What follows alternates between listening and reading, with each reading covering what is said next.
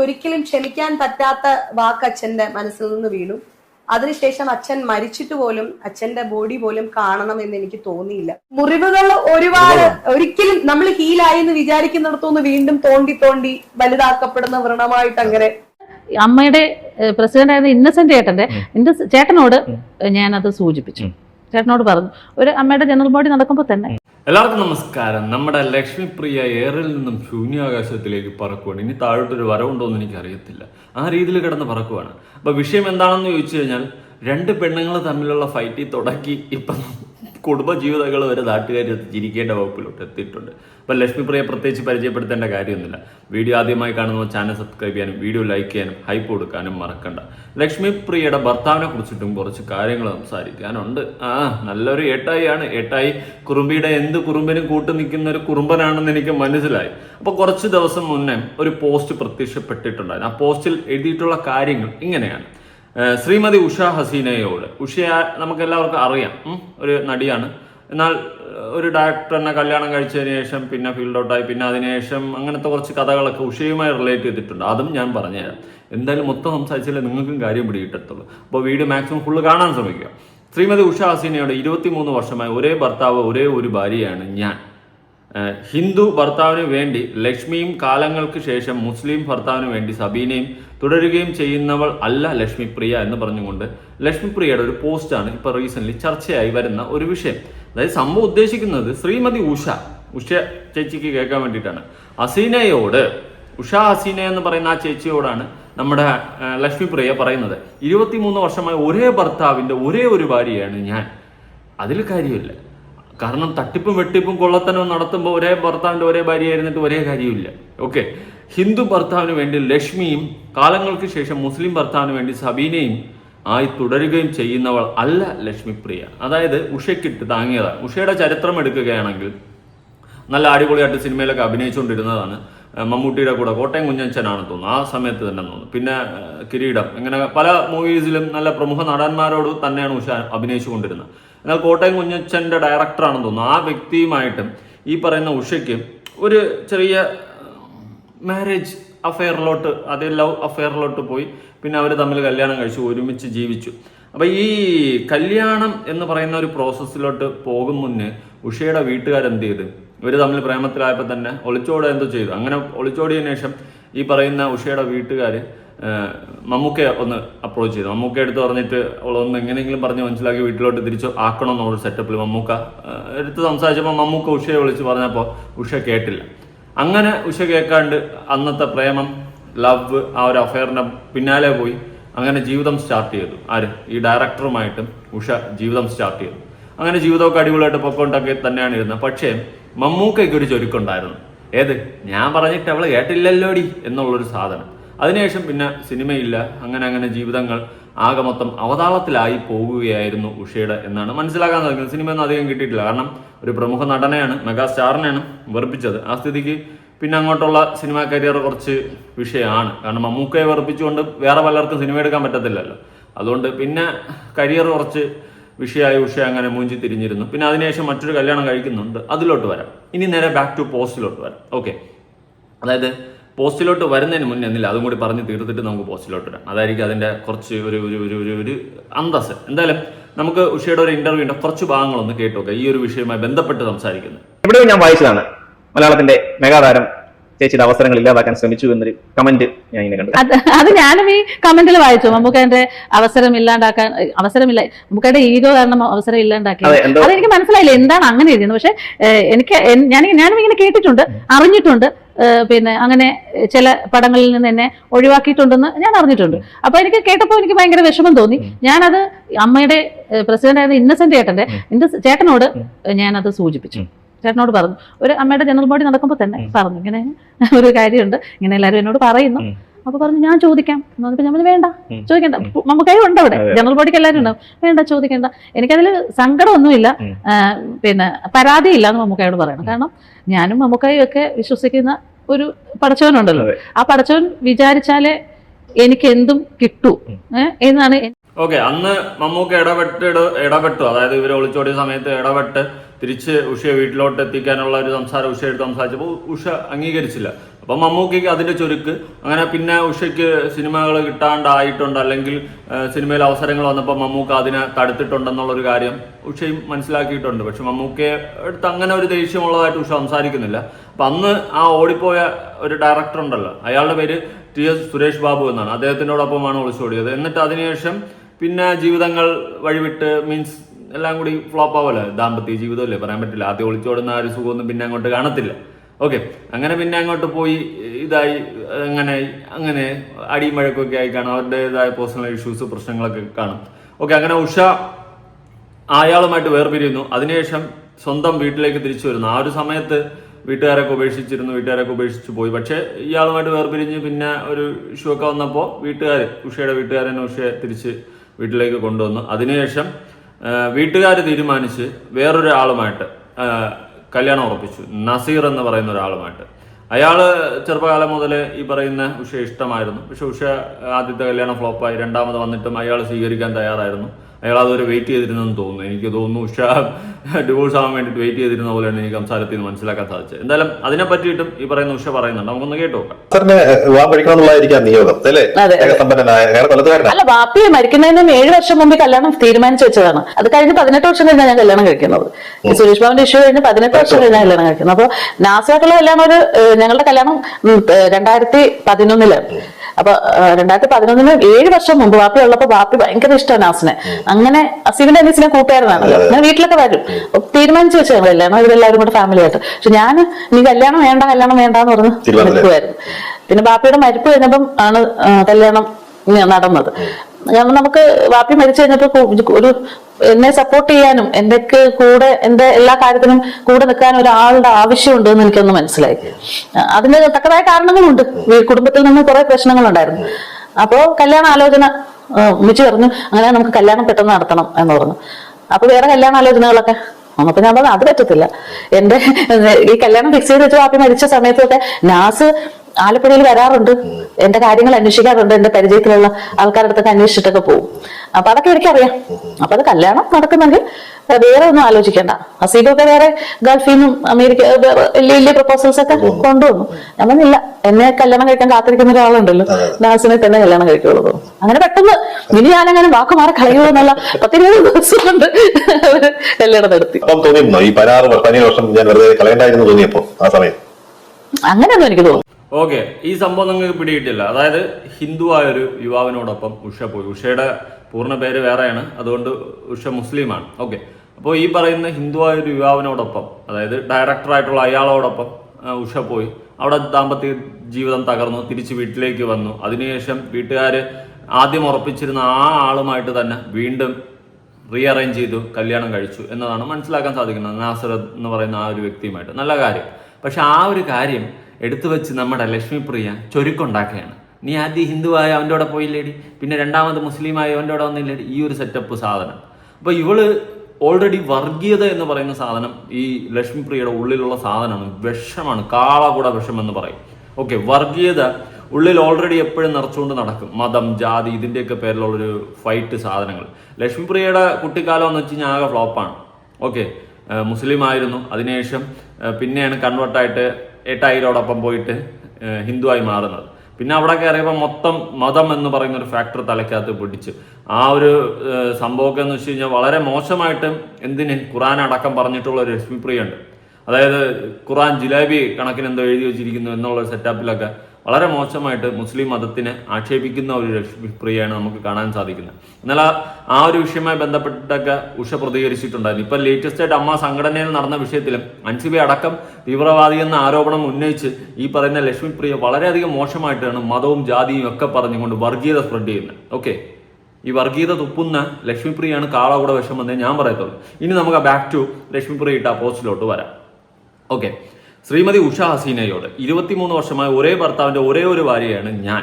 ഹിന്ദു ഭർത്താവിന് വേണ്ടി ലക്ഷ്മിയും കാലങ്ങൾക്ക് ശേഷം മുസ്ലിം ഭർത്താവിന് വേണ്ടി സബീനയും ആയി തുടരുകയും ചെയ്യുന്നവൾ അല്ല ലക്ഷ്മിപ്രിയ.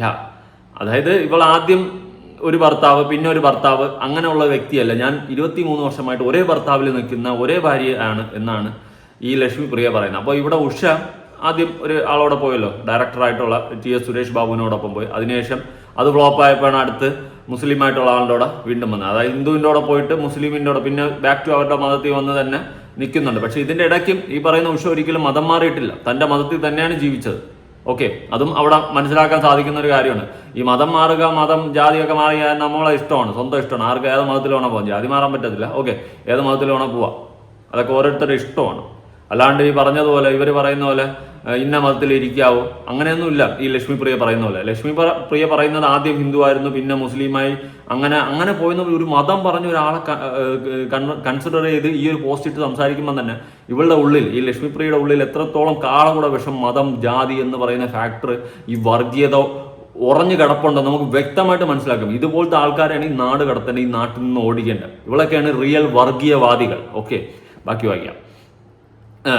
എന്ന് വെച്ചാൽ നിങ്ങളുടെ പേരിൽ ഉള്ളതുപോലെ രണ്ട് വള്ളത്തിലല്ല കാല്. ഹിന്ദു എന്ന പേര് കൊണ്ട് തോന്നിപ്പിക്കുന്ന ഉഷയും മുസ്ലിം എന്ന് തോന്നിപ്പിക്കുന്ന ഹസീനയും അല്ല.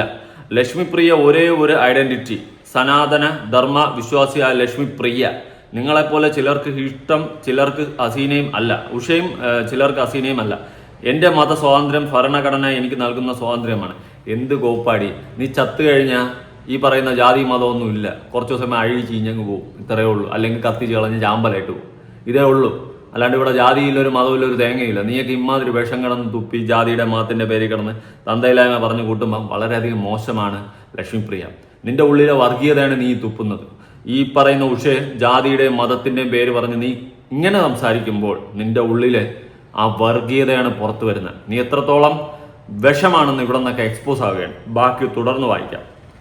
മാതാപിതാക്കന്മാരെ തള്ളിപ്പറഞ്ഞവൾ എന്ന് നിങ്ങൾ പറഞ്ഞ എൻ്റെ അച്ഛൻ, ഓ സോറി വാപ്പയെ, എൻ്റെ ജീവിതത്തിൽ 5-6 തവണ മാത്രം കാണാൻ വിധിക്കപ്പെട്ട പ്രതിസ്നേഹത്തിൻ്റെ ഒടുവിൽ ക്യാൻസർ ബാധിതയായി തിരികെ ലഭിച്ചപ്പോൾ മുഴുവൻ ചികിത്സയും ഇടപ്പള്ളി അമൃത ഹോസ്പിറ്റലിൽ കൊണ്ടുപോയി നൽകി പൊന്നുപോലെ മരണം വരെ നോക്കിയത് ഈ മകളാണ്.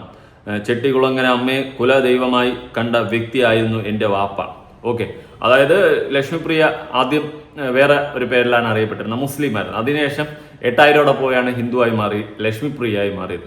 ഓക്കെ, അതൊക്കെ നിങ്ങളുടെ ഇഷ്ടം, നിങ്ങളുടെ പേഴ്സണൽ കാര്യം. ഈ മതവും ജാതിയൊക്കെ മതമൊക്കെ മാറുന്നത് നിങ്ങളുടെ ഇഷ്ടമാണ്, അതിലൊന്നും ഞാൻ തലയിടത്തില്ല. പക്ഷേ നിങ്ങൾ മതം മാറി നിങ്ങളുടെ ഇഷ്ടത്തിന് ജീവിക്കുമ്പോൾ മറ്റുള്ളവരെ ഈ പറയുന്ന രീതിയിൽ വളരെ മോശമായി സംസാരിക്കുന്നത് നിങ്ങളുടെ ഉള്ളിലെ വർഗീയതയാണ്. ഓക്കെ, ലക്ഷ്മിപ്രിയ എന്ന് പറയുന്ന ആ കാളകൂട വിഷത്തിന്റെ ഉള്ളിലെ ജാതിയുടെയും മതത്തിന്റെയും സ്പിരിറ്റ്, അല്ലെങ്കിൽ ആ ഒരു വർഗീയ ആ സ്പിരിറ്റാണ് അവിടെ തുപ്പി എറിയുന്നതെന്നാണ് മനസ്സിലാക്കാൻ സാധിക്കുന്നത്. നിങ്ങളെപ്പോലുള്ള സ്ത്രീകളാണ് ഈ നാടിനാപത്ത് എന്ന് ഞാൻ ഒറ്റ നോട്ടത്തിൽ പറയും കേട്ടോ, സീരിയസ്ലി പറയാം. ഓക്കെ, അപ്പോൾ ലക്ഷ്മിപ്രിയയുടെ ലൈഫ് എടുക്കുകയാണെങ്കിൽ മുസ്ലിമായിട്ട് ജനിച്ചു, സ്വന്തം അച്ഛൻ്റെ അമ്മയുടെ സ്നേഹമൊന്നും കിട്ടാതെ വളർന്ന ഒരു മകളായിരുന്നു. പിന്നെ 8 വന്നപ്പോഴാണ് സ്നേഹം കിട്ടി, അങ്ങനെയാണ് ഞാൻ മതം മാറിപ്പോയെന്നൊക്കെ പറഞ്ഞുകൊണ്ടിരിക്കുന്നുണ്ട്.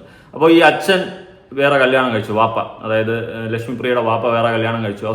അവസാന കാലഘട്ടമായപ്പോൾ അയാൾക്ക് ക്യാൻസർ വന്നപ്പോൾ രണ്ടാം അമ്മ ലക്ഷ്മിപ്രിയയെ കോൺടാക്ട് ചെയ്യുന്നു. അതിനുശേഷം ലക്ഷ്മിപ്രിയ നോക്കി ചികിത്സിച്ചു എന്നൊക്കെയാണ് പറയുന്നത്. എത്രത്തോളം വാസ്തവമുണ്ടൊന്നും അറിയത്തില്ല.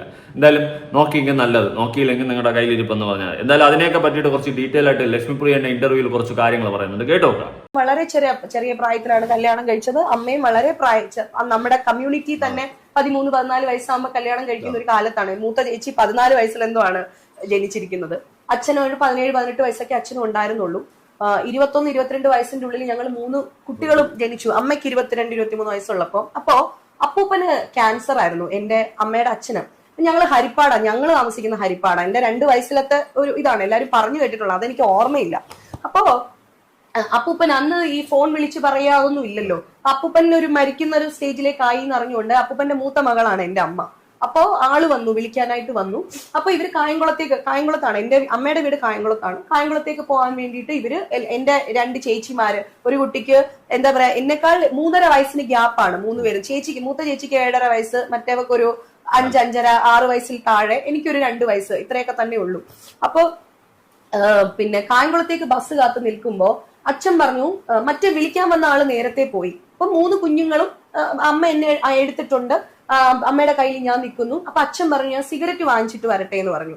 വന്ന് എന്നെയും എടുത്തിട്ട് എന്റെ കയ്യിൽ നിന്ന് വാങ്ങിച്ചു, അമ്മയുടെ കയ്യിൽ നിന്ന്. അച്ഛൻ അമ്മയോട് ചെയ്ത ഏറ്റവും വലിയൊരു ക്രൂരത, എന്നോടും ചെയ്ത ഏറ്റവും വലിയ ക്രൂരത അമ്മയുടെ അടുത്തുനിന്ന് എന്നെ പിരിച്ചതാണ്. അപ്പോ എന്നെ അച്ഛൻ കയ്യിലെടുക്കുന്നു, എടുത്തിട്ട് നേരെ റോഡ് ക്രോസ് ചെയ്ത് അപ്പുറത്തെ ഒരു കടയിലേക്ക് കയറുന്നതാണ് അമ്മ കാണുന്നത്. അപ്പൊ അമ്മയുടെ കാഴ്ചയെ മറച്ചുകൊണ്ട് ഒരു ബസ് വന്ന് ഇങ്ങനെ നിന്നിട്ട് പിന്നെ ഈ ബസ് ബെല്ലടിച്ച് വിട്ടുപോയി. കായംകുളത്തേക്ക് പോകേണ്ട പല ബസ്സുകളും വരുന്നു. അച്ഛൻ തിരിച്ചു വരുന്നില്ല, എന്നെയും കൊണ്ടുവരുന്നില്ല. അപ്പൊ അമ്മയ്ക്ക് ഭയങ്കര ടെൻഷനായി. ഈ 2 കുഞ്ഞു പിള്ളേരെയും കൈ പിടിച്ചോണ്ട് അമ്മ ക്രോസ് ചെയ്ത്, അമ്മയ്ക്ക് 22 വയസ്സേ ഉള്ളൂ, അമ്മ റോഡ് ക്രോസ് ചെയ്ത് ഈ കടയിലേക്ക് ചെല്ലുന്നു. ചിലപ്പോ ഇന്ന ഒരാള് വന്നിരുന്നില്ലെന്ന് ചോദിച്ചു. ആ കൊച്ചിനെ എടുത്തിട്ട് വന്ന ആളല്ലേ? അതെ. ആ ആള് സിഗരറ്റ് മേടിച്ചിട്ട് അപ്പൊ തന്നെ പോയല്ലോ. അപ്പൊ അടുത്ത് നിൽക്കുന്ന ആള് പറയാണെന്ന്, ആ ആള് ആലപ്പുഴയ്ക്കുള്ള ബസ്സിൽ കയറി പോയല്ലോ എന്ന്. ആ വന്ന് നിന്ന ബസ്സിൽ എന്നെയും കൊണ്ട് അച്ഛൻ അങ്ങ് പോയിട്ട് നേരെ അച്ഛന്റെ അമ്മയുടെ അടുത്ത് കൊടുത്തിട്ട് എന്നെ കൊണ്ട് കൊടുത്തിട്ട് പറഞ്ഞു, കായംകുളത്തുനിന്ന് ആര് വന്നാലും പൂവിനെ കൊടുക്കരുത്, ഞാൻ വരും എന്ന് പറഞ്ഞിട്ടാണ്. അച്ഛൻ ഭയങ്കര ഗുണ്ടായിസൊക്കെ ഉള്ള ആളാണ്, അച്ഛൻ ഭയങ്കര ദേഷ്യക്കാരനാണ്. അപ്പം അച്ഛനക്ക് ഭയങ്കര പേടിയായി, അയ്യോ ഇനി കുഞ്ഞിനെ എങ്ങാനും കൊടുത്താ വല്ലതും പ്രശ്നമാവുമെന്ന്. അപ്പം എന്റെ ചിറ്റപ്പൻ മലയാളം അധ്യാപകനാണ്. അപ്പൊ അദ്ദേഹത്തിന് ജോലി സംബന്ധമായ ആവശ്യത്തിന് ആ ഒരു 1-2 ദിവസത്തിനുള്ളിൽ തന്നെ അവിടുന്ന് പോകേണ്ടിയും വന്നു. അത് ടാറ്റ എന്ന് എഴുതിയിരിക്കുന്ന ചിറ്റപ്പനെയാണ്. അപ്പൊ ടാറ്റയുടെ ടാറ്റയുടെ ഓർമ്മയില് എന്നെ എന്ന് പറയുന്നത്, എന്റെ അച്ഛൻ എന്നെ കൊണ്ടുപോകുന്ന വഴി തന്നെ തലയൊക്കെ മൊട്ടയടിച്ചിട്ട് അച്ഛമ്മ തുണി തൊട്ടിൽ കെട്ടിയിട്ട് എന്നെ അതിനകത്ത് കിടത്തിയിരിക്കുന്നു. അപ്പൊ ഏതാ ഈ കുഞ്ഞ് ഉറങ്ങി കിടക്കുന്നു. അങ്ങനെ എന്നെ ആ തൊട്ടിൽ നിന്ന് എന്നെ ഏറ്റെടുത്ത്, കരഞ്ഞിട്ടുണ്ടാവാം, അപ്പൊ ഏറ്റെടുത്തതാണ്. അപ്പോ ഇവരെല്ലാരും വന്ന് പല വിധത്തിലും അന്വേഷണങ്ങളൊക്കെ നടത്തിയെങ്കിലും ഹരിപ്പാട്ട് വീട്ടിൽ നിന്ന് പോയിരിക്കുകയാണല്ലോ, കുടുംബ വീട് അടച്ചിട്ടിട്ട് പോയിരിക്കുക. അതുകൊണ്ട് ഞാൻ എവിടെയെന്ന് കണ്ടുപിടിക്കാനായിട്ട് പറ്റുന്നില്ല.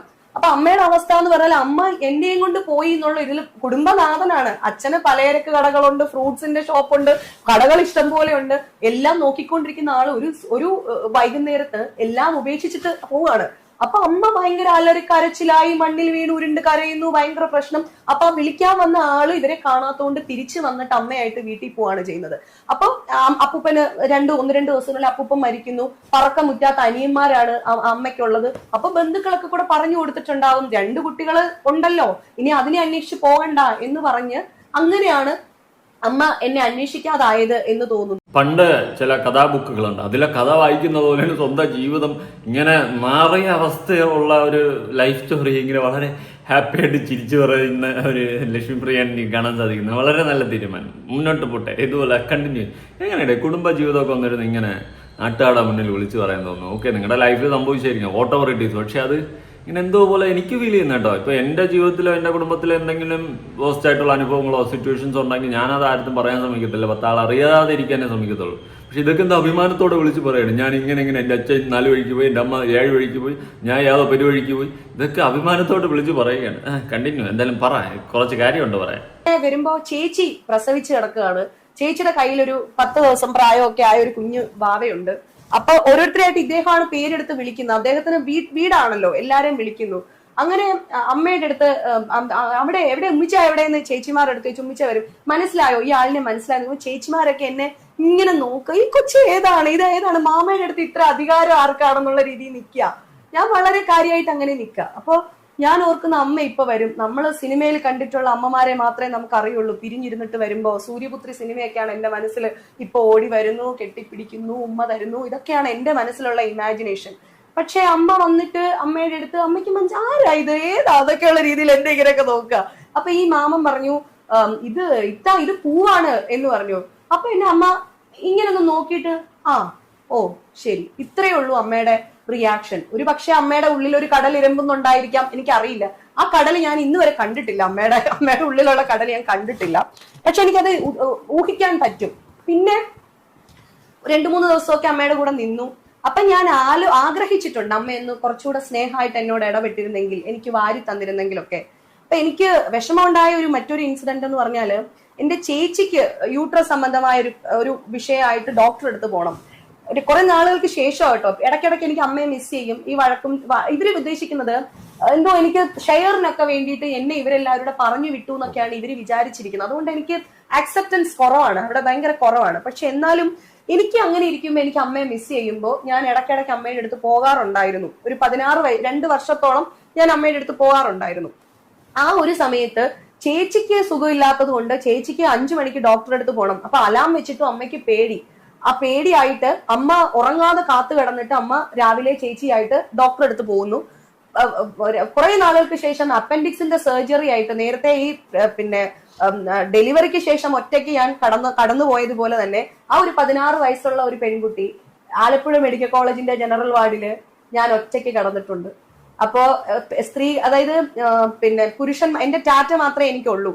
അപ്പൊ ടാറ്റയ്ക്ക് അടുത്തിരിക്കാൻ പറ്റില്ല. പക്ഷെ നമ്മൾ ടീനേജർ ആയതുകൊണ്ട് നമ്മൾ കുട്ടികളുടെ വാർഡിലല്ല, മുതിർന്ന സ്ത്രീകളുടെ വാർഡിൽ തന്നെയാണ്. അപ്പോ അടുത്തേക്ക് ചിറ്റപ്പന് വന്നിട്ട് ഇരിക്കാൻ പറ്റില്ല, എന്നെ നോക്കാൻ സ്ത്രീകൾ ആരും ഇല്ല.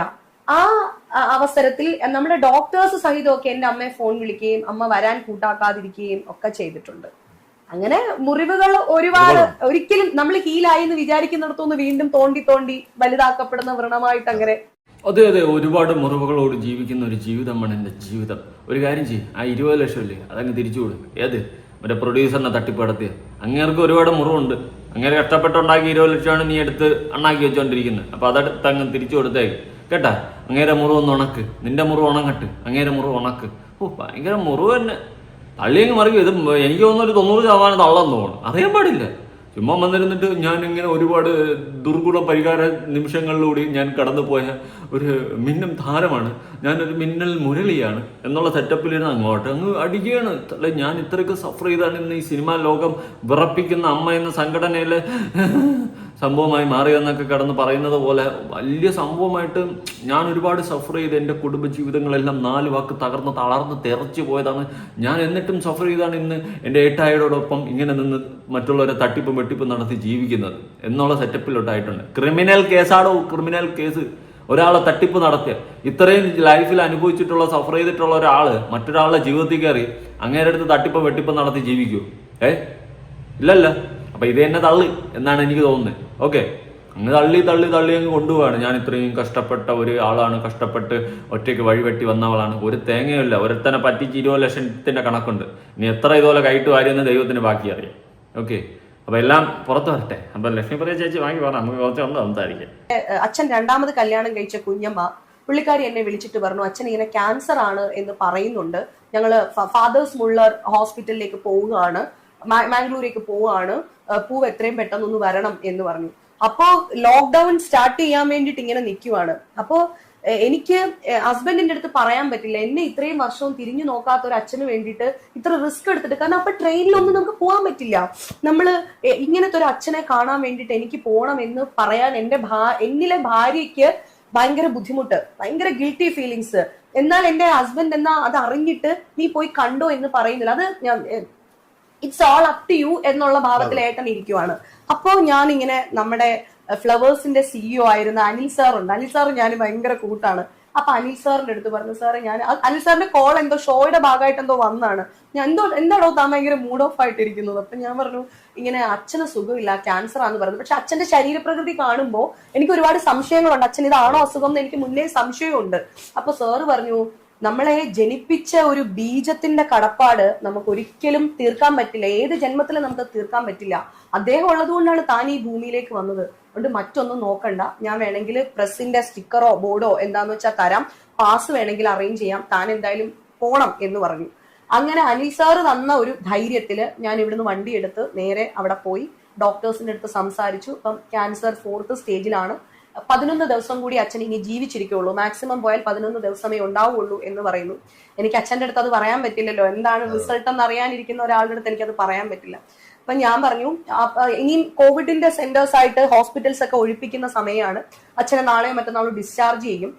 അപ്പൊ ഞാൻ പറഞ്ഞു, ഡിസ്ചാർജ് ആയി കഴിഞ്ഞാൽ നമുക്ക് എയിംസിലേക്ക് വരാം, അമൃതയിലേക്ക് വരാം, എന്നിട്ട് നമുക്ക് ചെക്കപ്പ് ഒക്കെ ചെയ്യണം എന്നൊക്കെ പറഞ്ഞ് ഞാൻ ഒരു വിധത്തിലൊക്കെ പിടിച്ചു നിന്ന് കഴിയുമ്പോഴത്തേക്കും എനിക്ക് പിന്നെ തിരിച്ചു പോകുന്നില്ലെങ്കിൽ അനിൽ സാർ തന്നെ വിളിച്ചു പറഞ്ഞിടോ ലോക്ക്ഡൌൺ ആണ് ആവാൻ പോകുന്നത്, ഇവർക്ക് കിട്ടുമല്ലോ ന്യൂസ് പെട്ടെന്ന് കിട്ടുമല്ലോ, അതുകൊണ്ട് താൻ ലോക്കായി പോകാൻ ചാൻസ് ഉണ്ട്, പോരുന്നെങ്കിൽ താൻ പെട്ടെന്ന് പോരണം എന്ന് പറഞ്ഞു. പിന്നെ ഞാൻ അവിടെ നിന്നിട്ട് വലിയ കാര്യമൊന്നും ഇല്ലാത്തതുകൊണ്ട് ഞാൻ അവിടുന്ന് പിന്നെ പോന്ന് ഒരു 1 അവറിന്റെ ഉള്ളില് ലോക്ക്ഡൌൺ ആയി. പക്ഷെ അതിനുശേഷം അച്ഛന്റെ ഒരു പ്രതീക്ഷ എന്ന് പറയുന്നത് എയിംസിലേക്ക് കൊണ്ടുവന്നാൽ മോള് വിചാരിച്ചാൽ അച്ഛന്റെ എല്ലാ അസുഖവും മാറും എന്നുള്ളതാണ് അച്ഛന്റെ പ്രതീക്ഷ. എന്താണെങ്കിലും ഒരുപാട് റിസ്ക് എടുത്തിട്ട് അച്ഛനെ ഞാൻ എയിംസിലേക്ക് കൊണ്ടുവന്നു. ക്വാറന്റൈൻ നടപടികളെല്ലാം പൂർത്തീകരിച്ച് അച്ഛന് വേണ്ട എല്ലാ ട്രീറ്റ്മെന്റും ഞാൻ തന്നെ ചെയ്തു. ഏകദേശം ഒരു 1.5 വർഷത്തോളം ഒക്കെ അച്ഛനെ ഞാൻ പരിചരിച്ചു. പിന്നെയും അച്ഛന് ഹെൽത്ത് ഒക്കെ ആയി കഴിഞ്ഞപ്പോഴത്തേക്ക് എനിക്ക് ഒരിക്കലും ക്ഷമിക്കാൻ പറ്റാത്ത വാക്ക് അച്ഛന്റെ മനസ്സിൽ നിന്ന് വീണു. അതിനുശേഷം അച്ഛൻ മരിച്ചിട്ട് പോലും അച്ഛന്റെ ബോഡി പോലും കാണണമെന്ന് എനിക്ക് തോന്നിയില്ല. ആണോ? ഓക്കെ, ശരി, സന്തോഷം. നിങ്ങളുടെ ഇഷ്ടം, നിങ്ങൾ കാണാതിരിക്കുക എന്താണെന്ന് വെച്ചാൽ ചെയ്തോ. ഞാൻ അതിലോട്ട് വരുന്നതേ ഇല്ലേ. പിന്നെ ഞാനൊരു കാര്യം പറ്റും, നിങ്ങളല്ലേ പറഞ്ഞു 11 ദിവസം ഇനി അച്ഛൻ ജീവിച്ചിരിക്കത്തുള്ളൂ, പിന്നെ 1.5 വർഷം നോക്കിയെന്ന്. എന്താ കണക്ക്. അപ്പോൾ ഇങ്ങനെയൊക്കെയാണ് ലക്ഷ്മിപ്രിയയുടെ ലൈഫ് സ്റ്റോറി പറഞ്ഞു വെക്കുന്നത്. ഓക്കെ, വളരെ ദുഃഖപരമായിട്ടുള്ള ഇതൊക്കെ കേൾക്കുമ്പോൾ ആർക്കൊരു മനസ്സിൽ തോന്നി, ഓ ഒരുപാട് സഫർ ചെയ്ത് വന്ന ഒരു പെൺകുട്ടിയാണ്, പെൺകുട്ടിയല്ല ഒരു ആൻറ്റിയാണ് എന്നൊക്കെ തോന്നും. പക്ഷേ എന്തൊക്കെയെന്ന് പറഞ്ഞു കഴിഞ്ഞാലും കാണിക്കുന്ന വർഗീയതയ്ക്ക് ഒരു കണക്കും കയ്യും ഇല്ല. ഞാൻ തിരിച്ചു പറഞ്ഞു തന്നേ ഉള്ളൂ കേട്ടാ. അമ്മാതിരി രീതിയിൽ വർഗീയത. ഇതൊന്നും പോരാഞ്ഞിട്ട് ലക്ഷങ്ങൾ തട്ടിപ്പ് നടത്തി ക്രിമിനൽ കേസടക്കം കോടതിയിലുണ്ട്. ഇങ്ങനത്തെ പല ഉടായ്പകളും ഈ ലക്ഷ്മിപ്രിയയുടെ ഭാഗത്തുനിന്ന് ഉണ്ടെന്നാണ് മറ്റൊരു വാസ്തവം. ഇങ്ങനെയുള്ള ഇവരാണ് വന്നിട്ട് ന്യായീകരിച്ച് മെഴുകുന്നത്. ഓരോ ഇപ്പോഴത്തെ ഇന്റർവ്യൂ ഒക്കെ കാണണം, അയ്യോ കാരെ തുപ്പാൻ തോന്നും. ഇനി ലക്ഷ്മിപ്രിയയുടെ ഒരു പോസ്റ്റ് ഒന്ന് വായിക്കാമേ, ബാക്കിയാണ്. ഇപ്പോൾ എൻ്റെ ചേച്ചി നിസ്കരിച്ചു മടക്കി വയ്ക്കാതെ പോകുന്ന മുസലയിലെ ഇരുന്ന് ലളിത സഹസ്ര നാമം ചൊല്ലാൻ എനിക്ക് കഴിയുന്നു എങ്കിൽ എൻ്റെ കുടുംബം മറ്റ് മതങ്ങളെ ബഹുമാനിക്കുന്ന കുടുംബമാണ്. അതുകൊണ്ടായിരിക്കും നീ ഉഷ ചേച്ചി നീ പറഞ്ഞത്. മറ്റു മതങ്ങളെ ബഹുമാനിക്കുന്ന കുടുംബം ആയതുകൊണ്ടായിരിക്കും നീ പോസ്റ്റിട്ട പച്ച വെണ്ടയ്ക്ക് ഹിന്ദുവിൻ്റെ അവിടെ പോയിട്ട് മുസ്ലിമിനോടെ പോയെന്ന് പറഞ്ഞുകൊണ്ട് വർഗീയത പറഞ്ഞ മതം പറഞ്ഞ നീ, നിനക്ക് നാണമുണ്ടായി? ഓക്കെ, ഒരു മതവും പഠിപ്പിച്ചു കൊടുക്കാത്ത ഞങ്ങൾ വളർത്തുന്ന ഞങ്ങളുടെ മക്കൾ എന്നും രാത്രി ജീസസ് ക്രൈസ്റ്റിന്റെ മെല്ലിച്ച കയ്യിൽ അവളുടെ ഉണ്ണിക്കണ്ണനെ കിടത്തി പുതപ്പിച്ചുറക്കുന്നു എങ്കിൽ എൻ്റെ വീട് ഇതര മത ബഹുമാനത്തിന് ഉദാഹരണമാണ്. സർവോപരി മുസ്ലിമായ നിങ്ങളും ക്രിസ്ത്യാനിയായ പൊന്നമ്മ ബാബുവും എന്നിൽ നിന്ന് പണം അടക്കം എല്ലാ സഹായവും കൈപ്പറ്റി അൻസിവാസനും എൻ്റെ സുഹൃത്തുക്കൾക്കും ആയിരുന്നു. എങ്കിൽ ഞാൻ മതം നോക്കാത്തവൾ തന്നെയാണ്. കലങ്ങിയില്ല എങ്കിൽ നല്ലതുപോലെ ഒന്ന് കൂടി കലക്കി കുടിക്കാൻ അഭ്യർത്ഥിക്കുന്നു. താങ്ക്സ് നബി. നിങ്ങളെ ഞാൻ ജിഹാദി എന്ന് വിളിച്ചു എങ്കിൽ നിങ്ങൾ കൊണ്ടുപോയി കേസ് കൊടുക്കണം. പിള്ളേച്ച നബി അല്ലല്ലോ, നബി. ഓക്കെ, അതാണല്ലോ ഇപ്പോൾ ഫാഷൻ. മുട്ടിൽ മരമുറി വക്കീലിന് ഒരു മൈലേജ് ആവട്ടെ. എന്താണ് ഇവൾ ഉദ്ദേശിക്കുന്ന ഒരു പിടിയും കിട്ടുന്നില്ലല്ലേ? എന്തോ ഇവളുമാരെ തമ്മിലടിക്കുന്ന അടിയുടെ ഇടയിലുള്ള ഒരു ഭാഗമാണ് വർഗീയത. അത് എന്തായാലും ലക്ഷ്മിപ്രിയയുടെ കുടപ്പുറപ്പാണ്. കാരണം നീ കുറച്ച് പോയിന്റ്സ് ആദ്യം പറഞ്ഞാൽ തന്നെ ആ വർഗീയതയുണ്ട്. ഈ പറയുന്ന ഉഷയെ നാണം കെടുത്താനായിട്ട് നീ ഉപയോഗിച്ച കുറച്ച് വാക്കുകൾ, അതിൽ തന്നെ നിന്റെ മതഭ്രാന്ത് ഉണ്ട് എന്നതാണ് മറ്റൊരു വാസ്തവം. ചാണകമാണെന്ന് പറഞ്ഞ് പലരും നിന്നെ കളിയാക്കാറുണ്ട്. ഇപ്പം നീ റിയലി ചാണകമായി മാറിക്കൊണ്ടിരിക്കുകയാണ്. ഇനി ഉഷ ചേച്ചിയുടെ ഒരു പോസ്റ്റ് നമുക്കൊന്ന് വായിക്കാം. അല്ലയോ അടർക്കളത്തിലെ യോദ്ധാവെ, വലിയ ഉപദേശങ്ങളും ക്ലാസുകളുമായി ഇറങ്ങും മുൻപ് സ്വന്തം സംസ്കാര രീതി ഒന്ന് കണ്ണാടിയിൽ നോക്കി പരിശോധിക്കുന്നത് നന്നായിരിക്കും. വിയോജിക്കുന്നവരെല്ലാം കണ്ടപാടെ ജിഹാദി എന്ന് വിളിച്ച് മുദ്ര കുത്താൻ താങ്കൾക്ക് കിട്ടിയ ആ ലൈസൻസ് എവിടെന്നാണെന്ന് അത്ഭുതം തോന്നുന്നു. വായ തുറന്നാൽ വർഗീയ വിഷം മാത്രം തുപ്പുന്ന താങ്കൾ മറ്റുള്ളവരുടെ നന്മയും മര്യാദയും പഠിപ്പിക്കാൻ നടക്കുന്നു. ശരിക്കും ഒരു കോമഡി ഷോ പോലെയാണ്. മറ്റുള്ളവർക്ക് ഉപദേശം കൊടുക്കാൻ കാട്ടുന്ന ഈ ആവേശം സ്വന്തം വാക്കുകളിലെ ആ അഹങ്കാരവും കയ്പും ഒന്ന് കുറയ്ക്കാൻ കാണിച്ചിരുന്നെങ്കിൽ അത് എത്ര നന്നായേനെ. അന്യന്റെ മേൽ വിഷം വാരി എറിയുന്നതിന് മുൻപ് സ്വന്തം സംസാരത്തിലെ ഈ നിലവാര തകർച്ചകളെങ്കിലും ഒന്ന് ബോധ്യപ്പെട്ടാൽ നന്നായിരുന്നു. 1988 ശ്രീ ബാലചന്ദ്ര മേനോൻ സാർ മലയാള സിനിമയിൽ എന്നെ നായികയായി പരിചയപ്പെടുത്തിയപ്പോൾ അദ്ദേഹം ഇട്ട പേരാണ് ഉഷ ഹസീന ഹനീഫ് എന്ന ഞാൻ അന്നു മുതൽ ഉഷ എന്ന പേരിലാണ് അറിയപ്പെട്ടത്. ശ്രീ ബാലചന്ദ്ര മേനോൻ സാർ അദ്ദേഹം പരിചയപ്പെടുത്തുന്ന നായികമാരുടെ നായികമാരുടെ അദ്ദേഹം പരിചയപ്പെടുത്തുന്ന നായികമാരുടെ എല്ലാ പേരുകളും മാറ്റിയിട്ടുണ്ട്. അല്ലാതെ ഹിന്ദുവിനെ വിവാഹം കഴിക്കാൻ വേണ്ടി പേരും മാറ്റിയിട്ടില്ല, മതവും മാറ്റിയിട്ടില്ല. പുനർവിവാഹം ചെയ്തപ്പോൾ ഹസീന എന്ന പേര് ചേർത്തിട്ടുമില്ല. ശരിയാണ്, ചിലർക്ക് ഞാൻ ഉഷയും ചിലർക്ക് ഞാൻ ഹസീനയുമാണ്.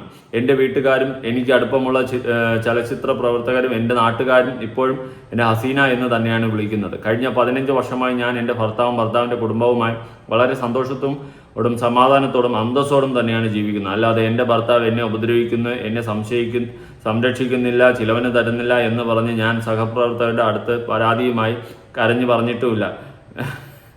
കൊടുത്തു കേട്ടാ, എന്നാക്കി കൊടുത്തിട്ടുണ്ട്, എന്തായാലും കിട്ടിയിട്ടുണ്ട്.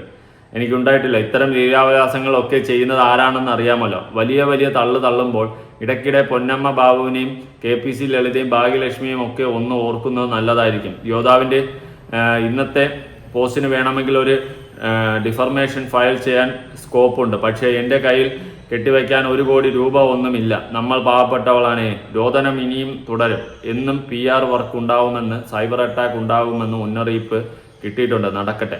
പിന്നെ നമ്മൾ ചോദിച്ച ആ ശരിയായ കണക്കിന്റെ കാര്യം മറക്കണ്ട. കള്ളക്കണക്കിന്റെ തെളിവുകൾക്ക് മുന്നിൽ പതറി ഓടിയിട്ട് അങ്ങാടിയിൽ തോറ്റതിന് അമ്മയോട് കയർക്കുന്ന ആ പതിവ് പരിപാടി ഇവിടെ വേണ്ട. വ്യക്തമായി കണക്ക് പറഞ്ഞ് മറുപടി നൽകാൻ കാണിക്കാത്ത ഈ അമാന്തം താങ്കളുടെ യഥാർത്ഥ മുഖം തന്നെയാണ് വെളിപ്പെടുത്തുന്നത്. ഓർക്കുക, ഇതുപോലെ കാലം കണക്ക് ചോദിക്കുക തന്നെ ചെയ്യും. അന്ന് ഓടി ഒളിക്കാൻ ഒരിടവും കാണില്ല. ഈ വിഷയവുമായി ബന്ധപ്പെട്ട് ഇനി ഒരു മറുപടിയും തരാൻ താല്പര്യമില്ല, അത് നിങ്ങൾ അർഹിക്കുന്നുമില്ല എന്ന് പറഞ്ഞുകൊണ്ട് ഉഷ ചേച്ചി അണ്ണാക്കി കൊടുത്തൊരു മറുപടി ഇട്ടിട്ടുണ്ട്. ഓക്കെ, ഇപ്പോൾ ഇവിടെ ലക്ഷ്മിപ്രിയ എടുക്കുകയാണെങ്കിൽ അസൽ വർഗീയത തുപ്പുന്ന ഒരു വർഗീയവാദിയായിട്ടാണ് ഞാൻ മനസ്സിലാക്കിയിട്ടുള്ളത്. ഇന്നലെ തന്നെ മറ്റേ അദ്ദേഹം പറയുന്ന വാക്കുകളിലും ഉണ്ട്. ഓക്കെ, ആലപ്പി അഷ്റഫ് പറയുന്ന വാക്കുകളിൽ തന്നെ വ്യക്തമായിട്ട് മനസ്സിലാക്കാം നല്ല പോലെ വർഗീയത തുപ്പുന്ന ഒരു വർഗീയ വിഷമാണ് നമ്മുടെ പ്രിയങ്കരിയായിട്ടുള്ള.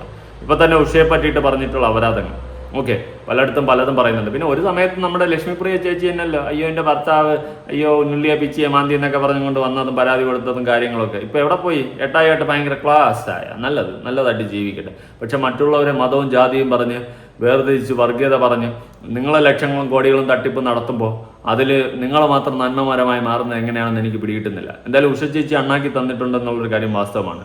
പിന്നെ ഉഷ ചേച്ചി ഹിന്ദുവിനോടോ മുസ്ലിമിനോടോ ക്രിസ്ത്യനോടോ ആരോടോ വേണോ ജീവിക്കട്ടെ, അവരോടോ മതം പറഞ്ഞ് തമ്മിലടിക്കുന്നില്ല. പക്ഷെ നിങ്ങൾ പറഞ്ഞ വാക്കുകളിലുണ്ട്, ഈ പറയുന്ന ലക്ഷ്മിപ്രിയ പറഞ്ഞ വാക്കുകളിൽ സുരേഷ് ബാബുവിനോട് പോയപ്പോൾ ഹിന്ദുവിനോട് പോയെന്നും അടുത്ത് വന്നിട്ട് നസീറിനോട് പോയപ്പോൾ മുസ്ലിമിനോട് വന്നെന്നൊക്കെ പറഞ്ഞുകൊണ്ട് നിങ്ങൾ പറഞ്ഞ വാക്കിലുണ്ട് നിങ്ങളുടെ ഉള്ളിലെ വർഗീയത.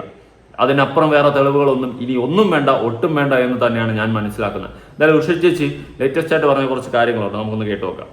ഇന്നലെയൊക്കെ കേട്ടത് രാജിവെച്ച് പോയവരെയൊക്കെ തിരിച്ചു കൊണ്ടുവരാൻ ശ്രമിക്കുന്നു എന്ന് പറയുന്നുണ്ടായിരുന്നു.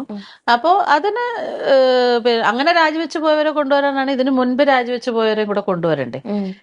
ആദ്യം അതല്ലേ ചെയ്യേണ്ടത്? അപ്പൊ ഒരേപോലെ രണ്ടുപേര് ഒരു പന്തലിൽ രണ്ട് സദ്യ വിളമ്പുന്നത് ശരിയല്ലല്ലോ. അപ്പൊ അതുകൊണ്ട് അവരെയും കൂടെ കൊണ്ടുവരണം. അങ്ങനെയാണെങ്കിൽ അതിജീവിതം ഉൾപ്പെടെയുള്ളവരെ നമ്മള് കൊണ്ടുവരേണ്ട, ആദ്യം അവരെയാ കൊണ്ടുവരേണ്ടത്. അത് കഴിഞ്ഞിട്ട് ഇവരെയും കൊണ്ടുവരുന്നെങ്കിൽ. പക്ഷെ ലക്ഷ്മിപ്രിയയെ കൊണ്ടുവരാൻ അവിടെ സ്ത്രീകൾ ആരും സമ്മതിക്കത്തില്ല എന്നാണ് ഞങ്ങൾ പരസ്പരം സംസാരിച്ചപ്പോ സംസാരത്തിൽ നിന്ന് മനസ്സിലായത്. ലക്ഷ്മിപ്രിയ ഇനി ഞങ്ങൾക്ക് അവിടെ കൊലപാതകം നടക്കും, ഇനി അമ്മ സംഘടന കൊലപാതകം വരെ നടക്കും. അതുകൊണ്ട് അവരെ ഇനി കൊണ്ടുവരാൻ സമ്മതിക്കില്ല എന്ന് തന്നെയാണ് ഞങ്ങൾ എതിർക്കും, ശക്തമായിട്ട് എതിർക്കും ലക്ഷ്മിപ്രിയയെ കൊണ്ടുവന്നാൽ. അല്ലെങ്കിൽ തന്നെ ലക്ഷ്മിപ്രിയയെ കൊണ്ടുവരേണ്ട കാര്യമില്ല. ഒരു ക്രിമിനൽ കേസ് അടക്കമുള്ള ഒരാളെ എന്തിനാണ് സംഘടനയിൽ കൊണ്ടുവരാൻ പാടില്ല തന്നെയാണ്. ഒരു കാരണവശാലും ലക്ഷ്മിപ്രിയ തിരിച്ചമ്മ സംഘടനയിൽ കയറാൻ പാടില്ല. ഒന്നാമത്തെ ഫീൽഡ് ഔട്ട് സാധനങ്ങളാണ്, അത് ഒരു സൈഡിൽ അത് പോട്ട്.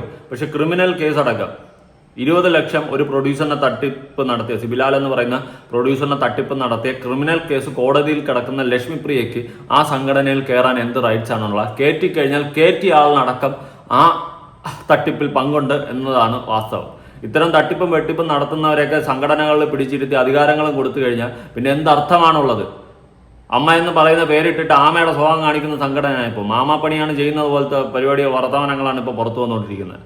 എന്തായാലും കരക്കമ്പിയിലെ സംസാരങ്ങളും ഒരുപാട് തെളിവുകളൊക്കെ ഉണ്ട്, പുറത്തു വരട്ടെ. ദിനം പ്രതി ഓരോന്നും പുറത്തു വരും, അന്ന് മനസ്സിലാക്കും സത്യാവസ്ഥ ജനങ്ങൾ. എന്തായാലും ഉഷ ചേച്ചി ഒരു സമയത്ത് കരിവാരത്തേക്കുകയും മതം പറയുകയും ചെയ്ത ലക്ഷ്മിപ്രിയ പോലുള്ള വർഗീയ വിഷയങ്ങൾ ഇന്ന് ലക്ഷ്മിപ്രിയയുടെ ഭർത്താവ് വന്നിരുന്നിട്ട് ഭാഗ്യലക്ഷ്മിക്കെതിരെ സംസാരിക്കുന്നുണ്ട്. എന്ത് കോപ്പിനാണ്? സ്വന്തം ഭാര്യ നിലകേർത്ത്. ഇനി അസൂയയാണ് പോലും ഭാഗ്യലക്ഷ്മിക്ക് ലക്ഷ്മിപ്രിയ എടുത്ത്. അസൂയ കാണാനായിട്ട് അസൂയപ്പെടാനായിട്ട് എന്തെങ്കിലും വേണ്ടേ? ഒരു ക്വാളിറ്റിയും ഇല്ല അസൂയപ്പെടാനായിട്ട്. പിന്നെ എന്നെ അസൂയ? ഇനി ന്യൂസിൽ വന്നിട്ടുള്ള കുറച്ച് കാര്യങ്ങൾ ലക്ഷ്മിപ്രിയയുടെ പോസ്റ്റുമായി റിലേറ്റഡ് ഉള്ളത് നമുക്കൊന്ന് കാണാം. ജീവിതത്തിൽ ഏറ്റവും വെറുത്ത ചില കാര്യങ്ങൾ എനിക്ക് ചെയ്യേണ്ടി വന്നിട്ടുണ്ട്. ഇപ്പോ ജീവിതം 40കളുടെ തുടക്കത്തിൽ എത്തി നിൽക്കുന്ന ഈ വേളയിൽ എന്റെ ജീവിതത്തിലെ ഏറ്റവും നിർണായകമായ ഒരു തീരുമാനം എടുക്കേണ്ടതായി വരുന്നു. പലവട്ടം ആലോചിച്ചുറപ്പിച്ച എന്റെ ശരിയിലേക്ക് ഞാൻ നിലയുറപ്പിക്കുകയാണ്. ഒരിക്കലും കുടുംബവിശേഷങ്ങൾ അമിതമായി സോഷ്യൽ മീഡിയയിൽ ഞാൻ പങ്കുവയ്ക്കാറില്ല. ജീവിതം അതിന്റെ സ്വകാര്യത നിലനിർത്തുമ്പോൾ തന്നെയാണ് ഭംഗി എന്നാണ് എന്റെ വിശ്വാസം. 22 വർഷമായി ഇണക്കവും പിണക്കവുമായി തുടരുന്ന ഞങ്ങളുടെ ദാമ്പത്യ ജീവിതം അവസാനിപ്പിക്കുന്നതിനെ പറ്റി തന്നെയാണ് ഞാൻ പറയുന്നത്. വിവാഹത്തിന്റെ ആദ്യ നാളുകളിലാണ് ഡിവോഴ്സ് വർദ്ധിക്കുന്നത്. ഇത് കൗമാരം മുതൽ ഈ വയസ്സുവരെ തുടരുന്ന ദാമ്പത്യത്തിൽ ഇമോഷണൽ അറ്റാച്ച്മെന്റ് വളരെ കൂടുതലായിരിക്കും. ഇപ്പോ എവിടെയോ ആ കണക്ഷൻ ഞങ്ങൾക്കിടയിൽ നഷ്ടമായിരിക്കുന്നു. തെറ്റുകളും കുറ്റങ്ങളും എന്റേതാണ്, എല്ലാം എന്റെ പ്രശ്നമാണ്. ആയതിനാൽ ചേർത്ത് വച്ചാലും ചേരാത്ത ജീവിതം, അതിൽ നിന്നും ഞാൻ പിൻവാങ്ങുകയാണ്. ഞാൻ സ്വപ്നത്തിൽ പോലും അദ്ദേഹത്തെ പിരിയുമെന്ന് കരുതിയിട്ടില്ലായിരുന്നു. ആരംഭത്തിന് എല്ലാം അവസാനമുണ്ട്. ഇപ്പോൾ ഞങ്ങളുടെ സെപ്പറേഷൻ ടൈം ആയിരിക്കുന്നു. ദയവായി അതാണോ ഇതാണോ കാരണമെന്ന് അന്വേഷിക്കാതെ ഇരിക്കുക. ആ ഇമോഷണൽ ബോണ്ടിംഗ് നഷ്ടമായി, അതുമാത്രമാണ് കാരണം. ഞങ്ങളുടെ സ്വകാര്യത, മകൾ, ഇതൊക്കെ മാനിക്കാൻ അപേക്ഷിക്കുന്നു. ഇങ്ങനെ തുടങ്ങിയ ഒരുപാട് കാര്യങ്ങൾ പോസ്റ്റിൽ പങ്കുവച്ച ആളാണ് ഇപ്പൊ വന്നിരുന്നിട്ട് കണഗുണ എന്ന് പറയുന്നത്. എന്തായാലും ലക്ഷ്മിപ്രിയ പോലുള്ള വർഗീയ വിഷം തുപ്പുന്ന സാധനങ്ങളെ നമ്മുടെ നാട്ടിൽ നിന്ന് തന്നെ തുടച്ചു മാറ്റണമെന്നാണ് എനിക്ക് പറയാനുള്ള പക്ക വർഗീയത. ഓക്കെ, അതുപോലെ തന്നെ ഹസ്ബൻഡ് ഏട്ടായി വന്നിട്ട് കുറെ ന്യായീകരിച്ച് മെഴുകുന്നുണ്ട്. ഏട്ടായെ പറ്റിയിട്ടുള്ള ചരിത്രങ്ങളൊക്കെ അടുത്തൊന്ന് ചകഞ്ഞെടുക്കേണ്ടിയിരിക്കുന്നു. എന്തായാലും സംഘടനയ്ക്കകത്ത് 5 വിക്കറ്റ് കൊട്ടിയതാ, പിന്നെ നടന്നത് ചരിത്രമാണ്. എന്തൊക്കെയാണോ എന്തോ ഇപ്പൊ പുറത്തു വരുന്നത്, ദൈവത്തിനറിയാം, ഒരു പിടിയും കിട്ടില്ല. ദൈവമേ, അയ്യോ. എന്തായാലും നിങ്ങളുടെ അഭിപ്രായങ്ങളും കാര്യങ്ങളും ഉറപ്പായിട്ട് താഴെ പുതിയൊരു വീഡിയോ കാണാം. ബൈ.